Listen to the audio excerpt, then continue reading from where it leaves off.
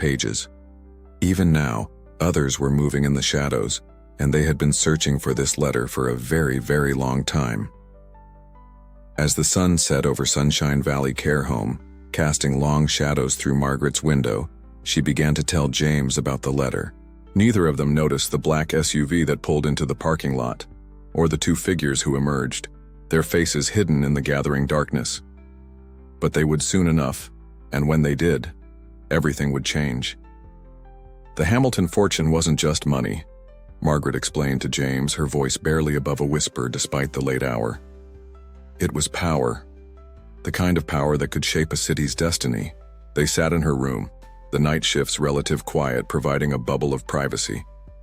James had pulled up a chair, his scrubs rustling softly as he leaned forward to examine the letter she'd spread carefully on her lap. According to this, Margaret continued, Thomas Hamilton had an illegitimate daughter, Elizabeth. He kept her existence secret to protect her from his enemies within the family. But he left her everything. The real estate holdings, the offshore accounts, even the controlling interest in Hamilton Enterprises that everyone thought had been dissolved. And this Elizabeth, James asked, his brow furrowed. What happened to her? Margaret's fingers traced the aged paper. That's where it gets interesting. The letter mentions she was placed in foster care under a different name. She would have been about 5 years old in 1985. She paused, her eyes sharp.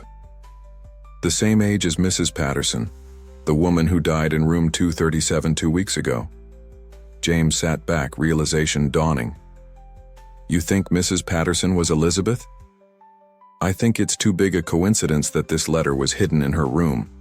But here's what's truly fascinating. Margaret was interrupted by a sudden commotion in the hallway.